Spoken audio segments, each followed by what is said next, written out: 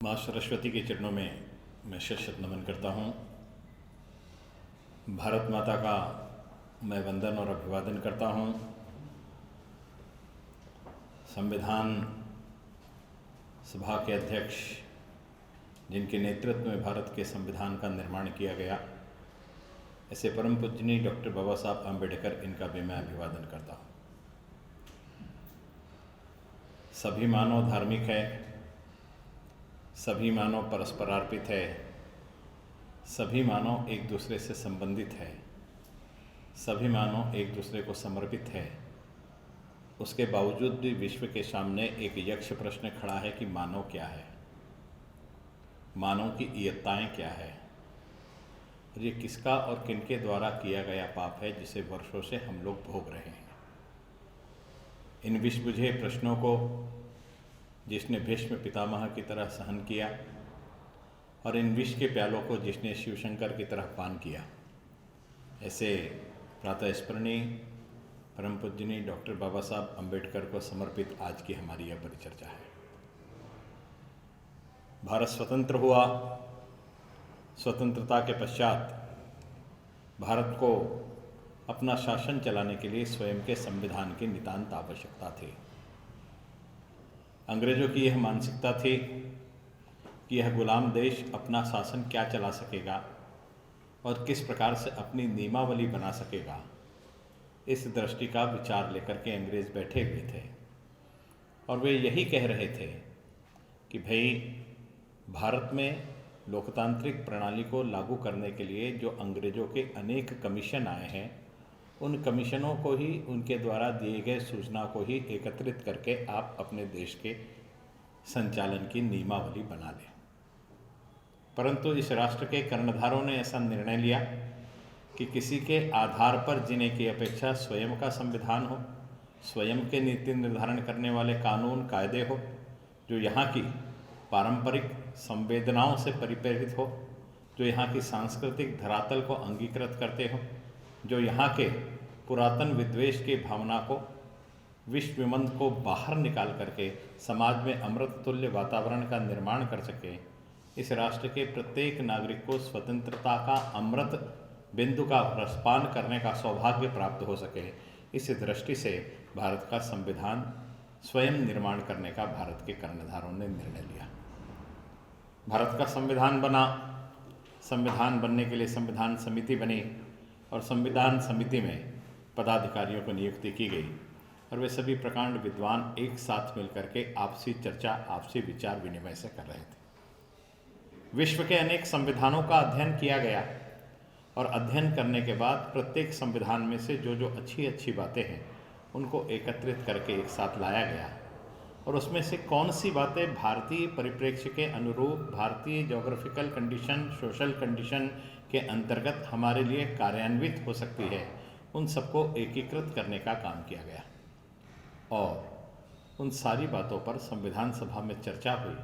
उसके पक्ष में चर्चा हुई, उसके विपक्ष में चर्चा हुई और पक्ष और विपक्ष में चर्चा करने के बाद जिन बातों के ऊपर में एक मत बना, उन बातों को अंगीकृत करते हुए भारत के संविधान का निर्माण किया गया। भारत का संविधान विश्व के संविधानों में अपनी एक अलग भूमिका रखता है। कारण विश्व का सबसे बड़ा लोकतंत्र कोई है तो भारतवर्ष है, ये कहने में किसी भी प्रकार की अतिशयोक्ति नहीं। और संविधान के निर्माण के पश्चात से लेकर के आज तक भारत के संविधान के प्रदत्त अधिकारों का नियोजन, चाहे वो न्यायपालिका हो, चाहे वो कार्यपालिका हो, चाहे वो व्यवस्थापिका हो, तीनों ने इतनी संजीदगी के साथ में किया कि आज तक हमारे पड़ोसी देशियों जैसा भारत में किसी प्रकार से तानाशाही चरित्र अपनाने की आवश्यकता नहीं पड़ी। ना तो जनता ने बंड किया, ना तो सेना ने बंड किया। किसी प्रकार की आर्थिक इमरजेंसी लगाने की आवश्यकता भी देश में नहीं पड़ी। इसका सर्वोत्कृष्ट उदाहरण यह है कि भारत के संविधान का निर्माण करते समय समाज के प्रत्येक वर्ग की संवेदनाओं को, आवश्यकताओं को, उनके नित्य जीवन जगने की ममत्व को समझ करके इस संविधान का निर्माण करने का काम संविधान के निर्माणकर्ताओं ने किया। अब भारत के संविधान की प्रस्तावना आदरणीय किटकरू जी ने आपके समक्ष वाचन किया, आपने भी उसके साथ वाचन किया। विश्व का एकमात्र ऐसा संविधान है जिस संविधान की प्रस्तावना को पढ़ लेने से संपूर्ण संविधान को पढ़ लिया ऐसा समझा जा सकता है, कारण भारत के संविधान की प्रस्तावना यह भारत के संविधान की आत्मा है, यह अनेक संविधानविद कहते हैं। और भारत का संविधान, ये भारत का संविधान यानी भारत यानी कोई ज़मीन का टुकड़ा है। भारत एक नक्शा है, भारत नदियों और जमीन और पहाड़ों का समूह है। इतना ही है क्या भारत? इन सारी चीज़ों की व्याख्या भारत के संविधान की अवधारणा के अंतर्गत की गई है। भारत के संविधान की प्रस्तावना की अवधारणा क्या है? आप देखिए, प्रस्तावना के पहले शब्द है कि हम भारत के लोग। ये प्रस्तावना और संविधान कौन स्वीकृत कर रहा है? हम भारत के लोग, यानी भारत के रहने वाले प्रत्येक नागरिकों के तरफ से इस संविधान सभा ने इस संविधान का निर्माण किया है। इस भावना को अभिप्रेरित पहले दो शब्दों में किया गया है कि हम भारत के लोग। भारत को एक संपूर्ण प्रभुत्व संपन्न, हम भारत के लोग भारत को एक संपूर्ण प्रभुत्व संपन्न। अब संपूर्ण प्रभुत्व संपन्न से भावना क्या? संपूर्ण प्रभुत्व संपन्न की मूल अवधारणा यह होती है कि जिसमें किसी भी प्रकार का किसी दूसरे का हस्तक्षेप नहीं होगा। ना तो हमारे आंतरिक निर्णयों में हस्तक्षेप होगा, ना ही हमारे बाह्य निर्णयों में हस्तक्षेप होगा। हम हमारे निर्णय के लिए संपूर्ण प्रभुता के साथ में कार्यान्वित करने का दायित्व निर्वहन कर सकेंगे। इस बात को दूसरे शब्द के अंतर्गत निर्लेखित करने का काम भारत के संविधान निर्माताओं ने किया। इतना ही नहीं, आगे बढ़े। आगे बढ़ने के बाद इसी के अंतर्गत भारत के संविधान का निर्माण करने वालों ने कहा कि हम संपूर्ण प्रभुत्व संपन्न शासन की व्यवस्था तो करेंगे, लेकिन उस शासन का स्वरूप क्या होगा? तो उन्होंने बड़े सुंदर शब्दों में कहा कि समाजवादी, पंथ निरपेक्ष, लोकतांत्रिक गणराज्य बनाने के लिए हम संपूर्ण प्रभुत्व संपन्न समाज का निर्माण करेंगे। तो निर्माण करते समय वो समाजवादी स्वरूप का होगा, उसका स्वरूप पंथ निरपेक्ष होगा, वो लोकतांत्रिक होगा और संघ राज्य के रूप में काम करने वाला होगा, जहां राज्य के अधिकार अलग निर्लेखित होंगे और केंद्र के अधिकार अलग निर्लेखित होंगे। इस प्रकार की मीमांसा को प्रस्तावना के प्रथम पैराग्राफ में ही स्थापित करने का काम भारत के संविधान निर्माताओं ने किया। इतना ही नहीं, हम इसके बाद उन्होंने लिखा कि हम गणराज्य बनाने के लिए तथा उसके समस्त नागरिकों को, इस संविधान का निर्माण बना करते समय किसी एक वर्ग विशेष को नहीं, किसी एक जात विशेष को नहीं, किसी एक रेस को नहीं, किसी एक रंग को नहीं, किसी एक संप्रदाय को नहीं, किसी एक पंथ को नहीं, हम भारत के नागरिकों को सामाजिक, आर्थिक और राजनीतिक न्याय, विचार, अभिव्यक्ति, विश्वास, धर्म और उपासना की स्वतंत्रता, प्रतिष्ठा के अवसर की समता प्रदान करते हैं करके। ये सारी चीज मनुष्य को जीवन जीने के लिए आवश्यक जितनी भी बातें हैं, उन सारी बातों का अनुसरण संविधान की इस प्रस्तावना के अंतर्गत किया गया है। और उसके आगे वे लिखते हैं, यह सब प्राप्त कराने के लिए तथा उनमें व्यक्ति की गरिमा, राष्ट्र की एकता और अखंडता सुनिश्चित करने वाली बंधुता बढ़ाने के लिए दृढ़ संकल्प होकर के अपनी इस संविधान सभा में आज दिनांक 26 नवंबर 1949, केवल 26 नवंबर 1949 नहीं लिखा उन्होंने, उसके आगे उन्होंने लिखा मिति मार्गशीर्ष शुक्ल सप्तमी संवत 2006 विक्रमी एतद द्वारा इस संविधान को अंगीकृत, अधिनियमित और आत्मर्पित किया जाता है। मैंने इसका उल्लेख केवल इसलिए किया कि संविधान के निर्माताओं ने हमें स्वतंत्रता, एकता, बंधुता, समता, यह सारी चीज देते समय प्रस्तावना में ही यह बता दिया कि बेटा अपने संस्कारों को नहीं भूलना। इसलिए उन्होंने मिति मार्गशीर्ष शुक्ल सप्तमी इसका उल्लेख किया कि यह हमारी मूल मट्टी है, इसको भूलने की आवश्यकता नहीं है। और रमन जी, भारत के संविधान सभा ने जो मूल प्रत तैयार करी ना, उस मूल प्रत में जहां पर भारत के संविधान में मौलिक अधिकारों का उल्लेख है, उसके साथ में भगवान श्री रामचंद्र जी के राम दरबार का फोटो परम पूज्य ने डॉक्टर बाबा साहब आंबेडकर ने लगाया। इसलिए नहीं लगाया कि उनके पिता का नाम राम जी था, इसलिए लगाया कि इस सृष्टि में, इस सनातन भूमि पर प्रभु श्री रामचंद्र जी के कार्यकाल में सर्वाधिक मौलिक अधिकारों का नियोजन हुआ, इसलिए सर्वाधिक मौलिक अधिकारों का संरक्षण करने वाले वो थे। इस बात को मान्यता प्रदान करते समय हमने लगाया। और किस संविधान में लगाया? जिस संविधान को बाद में पंथ निरपेक्ष किया गया। संविधान निर्माण करते समय संविधान पंथ निरपेक्ष होगा, ऐसा डॉक्टर बाबा साहब आंबेडकर ने नहीं कहा था। कारण डॉक्टर बाबा साहब आंबेडकर तो धर्म को आचरण करने वाले समाजवादी और सर्वस्व स्पर्शी समाज का निर्माण करने वाले व्यक्तित्व के रूप में कार्य करते थे, इसलिए उन्होंने निधर्मी मेरा राज्य होगा इस बात को स्वीकृत नहीं किया। इंदिरा जी के कार्यकाल में उसमें धर्मनिरपेक्ष शब्द को जोड़ने का काम किया गया, लेकिन हमारे संविधान का शब्द है, इसलिए पूरे भारतवर्ष ने उसको उसी भाव के साथ में जो संविधान निर्माण के समय हमारी प्रस्तावना थी, उसी अमृत तुल्य वचन के रूप में धर्मनिरपेक्षता इस शब्द को भी सात्विक रूप से ग्रहण करने का काम भारत के प्रत्येक नागरिकों ने कर लिया। भारत के संविधान की विशेषता यह है कि भारत का संविधान, सबसे पहली चीज यह है कि विश्व में दो प्रकार के संविधान हैं, एक है लिखित संविधान, एक है अलिखित संविधान। ब्रिटेन के संविधान को हम अलिखित संविधान की श्रेणी में गिनते हैं, कारण वहां परंपराओं के आधार पर शासन चलता है। लेकिन हमारे देश का जो संविधान है यह लिखित संविधान है। केवल लिखित नहीं है, यह विश्व का सबसे बड़ा संविधान है। हमारा संविधान में 395 अनुच्छेद हैं। अमेरिका में भी इतने अनुच्छेद है। हमारे अध्याय बड़े बड़े हैं, इसलिए हमारा संविधान विश्व का सबसे बड़ा संविधान है। ये कहते हुए हमें गर्व भी महसूस होता है। और केवल हमारा संविधान है कि कोई कभी मंच पर से कह सकता हो कि माथे पे जिसकी चोट के गहरे निशान हो, झोली में जिसके फटा हुआ संविधान हो, कल नुमाइश में मिला वो चिथड़े पहने हुए, मैंने पूछा कौन, तो बोले हिंदुस्तान हो। अगर विश्व के किसी दूसरे राष्ट्र में संविधान के बारे में किसी ने ऐसा बोला ना, तो उसको सूली पर लटका दिया जाता। और ये बोलने की स्वतंत्रता किसने दी? ये बोलने की स्वतंत्रता अगर उस कवि को किसी ने दी तो मेरे इसी संविधान ने दी, जिस संविधान में मौलिक अधिकारों के अंतर्गत हमने अभिव्यक्ति के स्वातंत्र्य को प्रदान करने का काम किया है करके। यह सारी चीज इस संविधान के इतने बृहत होने के बावजूद भी है। यह केवल विशाल है इतने नहीं, यह व्यापक भी है।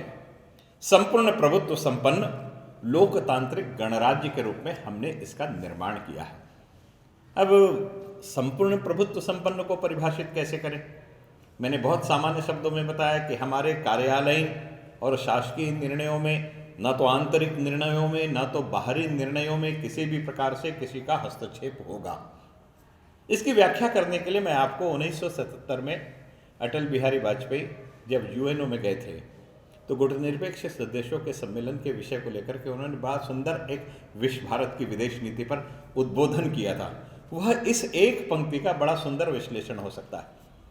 अटल जी ने वहाँ यूएनओ में भाषण दिया कि भारत की विदेश नीति ये कोई नीति नहीं है, भारत की विदेश नीति ये कोई राजनीतिक संवाद नहीं है, पॉलिटिकल डायलॉग भी नहीं है। भारत की विदेश नीति ये किसी अमेरिका या रशिया के चाहत की धरोहर भी नहीं है। फिर विश्व के सामने प्रश्न होगा कि भारत की विदेश नीति क्या है? तो भारत की विदेश नीति ये अव्यक्त मानवता का व्यक्त स्वरूप है।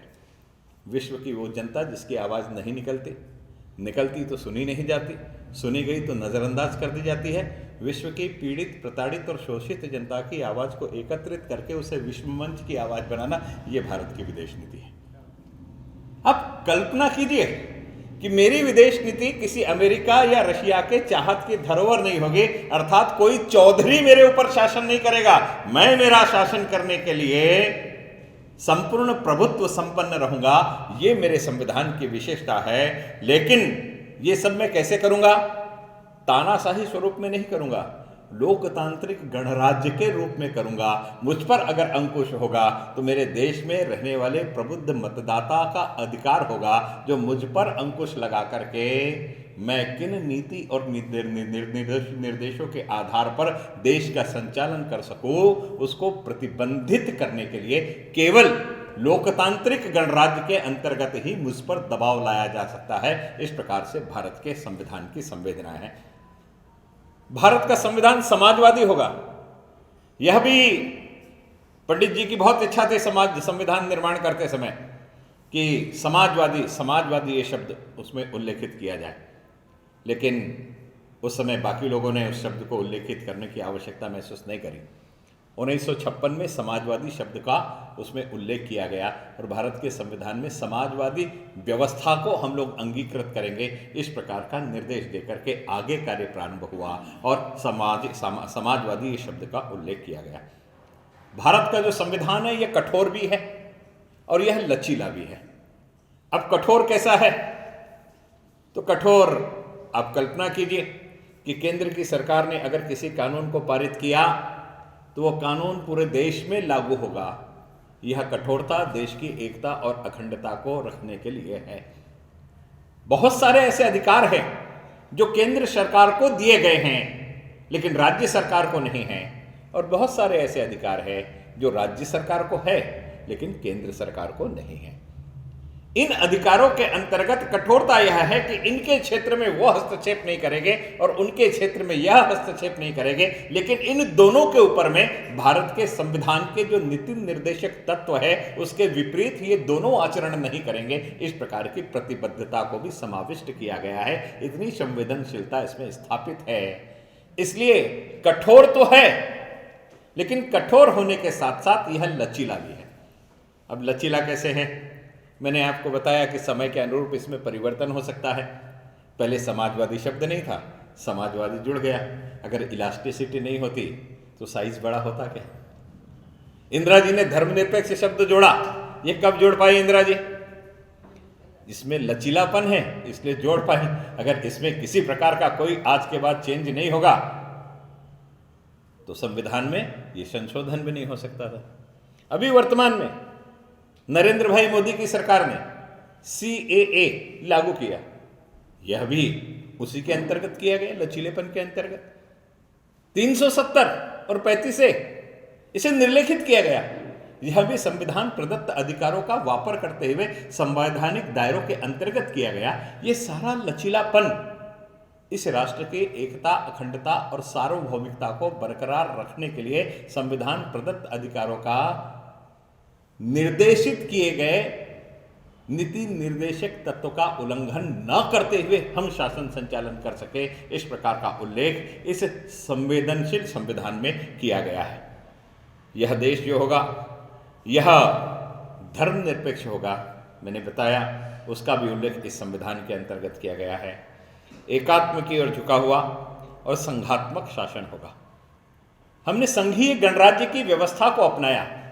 इस संघीय गणराज्य की अवस्था के अंतर्गत राज्य को काम करने के लिए एक अलग राज्य सूची दी और केंद्र को काम करने के लिए अलग केंद्र सूची दी, और केंद्र की सूची और राज्य की सूची दोनों अलग अलग है। मैं आपको अगर बिल्कुल सामान्य स्वरूप में बताना चाहूँ तो हमारे यहाँ मिलने वाला जो आरक्षण है ये संविधान प्रदत्त है, लेकिन आरक्षण किसको कितना देना चाहिए ये राज्य को निर्णय लेना पड़ता है। ये राज्य की सूची में निर्लिखित है।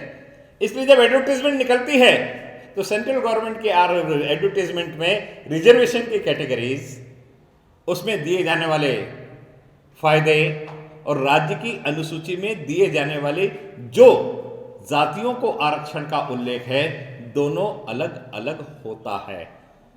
मैं सामान्य तौर पर अगर आपको बताना चाहूं तो हमारे यहाँ भोई समाज है। ये भोई समाज अगर मध्य प्रदेश में है तो उसको ओबीसी का आरक्षण मिलता है। ये भोई समाज अगर मेरे महाराष्ट्र में है तो इसको एनटी का आरक्षण मिलता है। आप कल्पना कीजिए अगर केंद्र कानून बनाता तो भोई पूरे देश में या तो एनटी होता या तो ओबीसी होता, लेकिन हर जगह की सामाजिक अवधारणा के अनुरूप उसके आर्थिक और सामाजिक स्तर के आधार पर राज्यों को ये अधिकार दिए गए हैं कि राज्य आरक्षण को राज्य अनुसूची में रख करके उसके अनुरूप कार्य कर सके। आप देखिए ये जो मराठा आरक्षण का विषय चालू है, यह राज्य सरकार वर्सेस मराठा समाज करके चालू है। इसमें कहीं भी केंद्र का विषय नहीं आता। हमारे यहाँ हलवाओं को लेकर के एक विषय है, आरक्षण हलवा समाज का, वह विषय भी राज्य सरकार और सुप्रीम कोर्ट के बीच में हलवाओं का शुरू है करके। इसलिए हमने संघीय गणराज्य के अंतर्गत राज्य के अस्तित्व को बरकरार रखने के लिए अनेक ऐसी बातें हैं जो राज्य को दिया है, लेकिन ये देते समय इस बात का विशेष ध्यान दिया गया है कि राज्य के अधिकार इतने ज्यादा तानाशाही ना हो कि राज्य अपने आप को स्वतंत्र समझ करके स्वतंत्र अपना कार्य कर सके। भारत का एकात्म स्वरूप स्थापित बने रहना चाहिए, इसलिए संघ राज्य को कुछ विशेष अधिकार दिए गए हैं कि राज्य अगर किसी प्रकार का गलत निर्णय लेता है तो उसको बाधित करने का काम केंद्र सरकार के माध्यम से किया जा सके। इतना ही नहीं, हमने संसदीय शासन व्यवस्था का चयन किया है। अब संसदीय शासन व्यवस्था का चयन हमने 2 हाउस बनाए हैं, संसद बनाई है, अपर हाउस बनाया है, लोअर हाउस बनाया है। और अपर हाउस की संकल्पना ऐसी है कि समाज के जो विद्वान लोग रहते हैं, विद्वान से मतलब साहित्य जगत के लोग, फिल्म जगत के लोग, कला जगत के लोग, शिक्षा क्षेत्र के लोग, मेडिकल फैकल्टी के लोग, इंजीनियरिंग फैकल्टी के लोग, साइंस फैकल्टी के लोग, ये सारे विद्वान, राजनीतिक विद्वान, आर्थिक विद्वान, ये सारे लोगों के लिए जीत करके पब्लिक के बीच में से जाना यह संभव है या नहीं है, इसके सामने यक्ष प्रश्न था। इसलिए अपर हाउस में इन सारे विचारों को कहीं ना कहीं स्थान मिलना चाहिए। इस दृष्टि से लोअर हाउस, अपर हाउस, इस प्रकार से 2 हाउस का निर्माण किया गया है और संसदीय कार्य प्रणाली के अंतर्गत लोकतांत्रिक तरीके से शासन व्यवस्था के संचालन की बात हम करते हैं। संविधान के अंतर्गत हमें मौलिक अधिकारों की प्राप्ति हुई है और हिंदुस्तान के संविधान की सबसे बड़ी सुंदरता जो है वो प्रदत्त किए गए मौलिक अधिकार ही है। ये कहने में मैं किसी भी प्रकार की अतिशयोक्ति नहीं समझता। अभी किटकरू जी ने उल्लेख किया कि मौलिक अधिकार तो हमने दे दिए, लेकिन मौलिक अधिकार देने के बाद शासनकर्ताओं को ऐसा लगा कि अधिकार के लिए तो सब लड़ते हैं, अपने कर्तव्य का पालन लोग नहीं करते, इसलिए कर्तव्य का पालन करना चाहिए।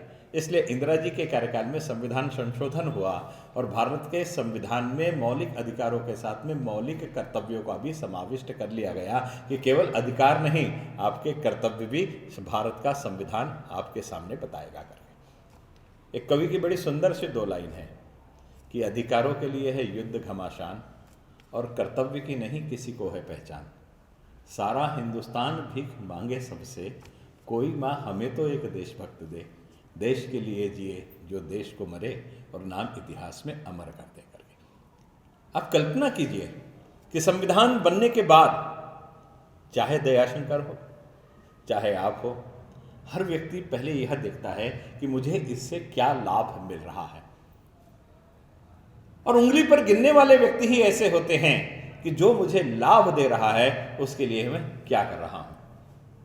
आप कल्पना कीजिए कि वृक्षारोपण हम करते हैं कि भाई वृक्ष लगाया तो वृक्ष लगाने से हमको हवा मिलेगी, फल मिलेगा, पत्तियां मिलेगी, पर्यावरण अच्छा होगा करके।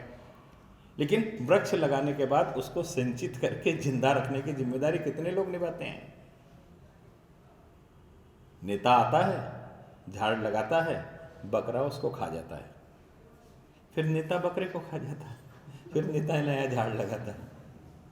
अब ये संविधान ने भाई तुम्हें अधिकार तो दे दिया है। अधिकार किस लिए दिया? अधिकार इसलिए दिया कि तुम्हारे साथ अन्याय ना हो। लेकिन तुम्हारे साथ अन्याय ना हो इस बात को इस राष्ट्र ने अगर कानूनी तौर पर तुम्हें अधिकार के तौर पर प्रदान किया है तो साथ में कुछ कर्तव्य भी तो है। उस कर्तव्य का निर्वहन करने की जिम्मेदारी कौन उठाएगा करके।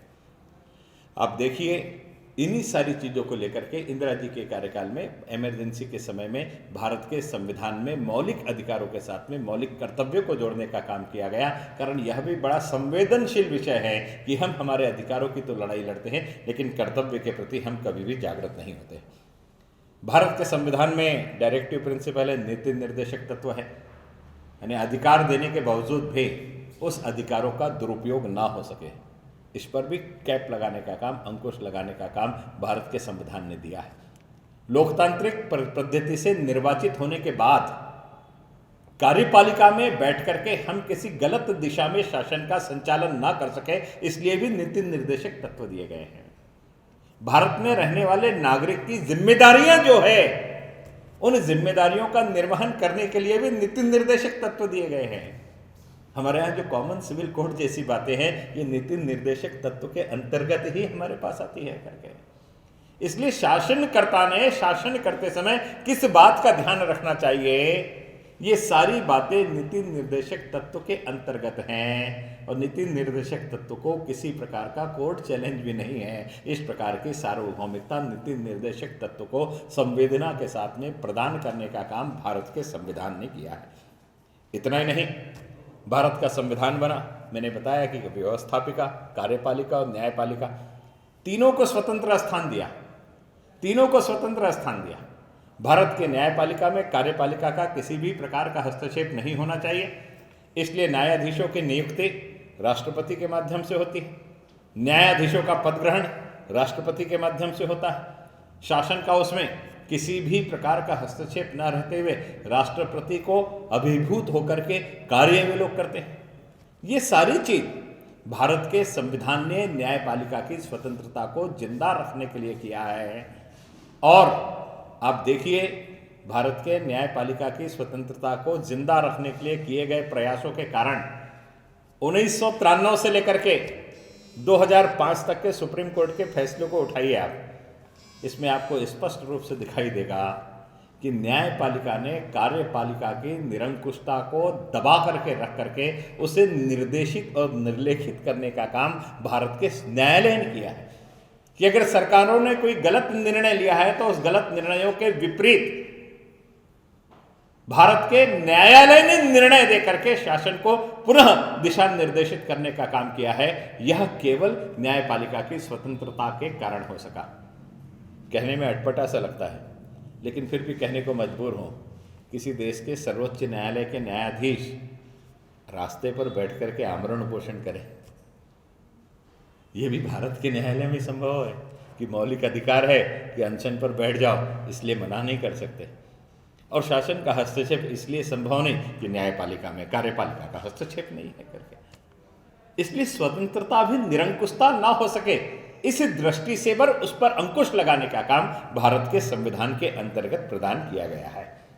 मैं अगर विशेष रूप से बताऊं तो बहुत सारे ऐसे मौके आते हैं जब न्यायपालिका कार्यपालिका को नियंत्रित करने का काम करती है, कारण कार्यपालिका बहुत बार निरंकुश होकर के काम कर लेती है। मैं आपके समक्ष दो उदाहरण बताता हूं। भारत के सुप्रीम कोर्ट ने एक फैसला दिया था। एक मुस्लिम महिला जिसका नाम साहबानो था, वो साहबानो अपने बुढ़ापे में अपने गुजर पोषण के लिए यानी उदर पोषण के लिए अपने पति से भत्ता मांगने के लिए न्यायालय में गई। उसको तलाक दे दिया गया बुढ़ापे में, और भारत के सुप्रीम कोर्ट ने फैसला दिया कि उसके पति को उसको भरण पोषण की राशि देना पड़ेगा। अब मुस्लिम लॉ हमारे यहाँ अलग है, कानून में मुस्लिम लॉ इस चीज़ को मान्यता नहीं देता, लेकिन हमारे यहाँ जो मानवाधिकार है और भारत के संविधान के अंतर्गत किसी के साथ भी अन्याय नहीं होना चाहिए, यह मनोभाव है। उसके अंतर्गत भारत के संविधान ने निर्णय लिया और भारत के सर्वोच्च न्यायालय ने फैसला दे दिया कि उस महिला को भरण पोषण देना पड़ेगा। ये बात अलग है कि कार्यपालिका ने उसके पश्चात मुस्लिम महिला विधेयक ला करके उसके विरोध में साहबानों वाले प्रकरण को बदलने का काम कर दिया, ये बात अलग है। लेकिन कार्यपालिका को दिशा निर्देशित करने का काम न्यायपालिका ने सामाजिक संवेदना की दृष्टि से किया। संविधान संवेदनशील है, इसीलिए न्यायपालिका ने इस प्रकार का निर्णय लिया। ये कहने में किसी प्रकार की अतिशयोक्ति नहीं। मुझे याद आता है भारत की संसद में आरिफ मोहम्मद खान नाम का एक नौजवान मुस्लिम सांसद था जो बहराइच को रिप्रेजेंट करता था। उसने संसद में दो पंक्तियां कही थी। उस पंक्तियां उसकी यह थी कि तलाक दे तो रहे हो गरूर और कहर के साथ, मेरा शबाब भी लौटा दो मेरे मेहर के साथ। मुस्लिम समाज में जब शादी होती है तो शादी में अगर वो तलाक देगा तो कितना रुपया मेहर देगा ये उसी दिन निश्चित हो जाता है। उस सांसद की, नौजवान मुस्लिम सांसद की लोकसभा में एक ही आवाज़ थी कि आप अपने गुरूर और कहर के साथ मुझे तलाक तो दे रहे हो, मेहर भी दे रहे हो, लेकिन ज़िंदगी भर में मेरा जो शबाब तुमने लूटा है उसको वापस देने की अगर तैयारी हो तो ये तलाक दो, अन्यथा तुम नहीं दे सकते। इस प्रकार के भाव भी भारत की संसद में कानून पारित करते समय सत्ता पक्ष का सांसद कर सकता है। ये स्वतंत्रता भी भारत के संविधान में है, किसी दूसरे संविधान में नहीं है, अन्यथा उसको तो उसी दिन पक्ष से बाहर निकाल दिया गया होता। ये बात अलग है कि अब वो उस पक्ष में नहीं है।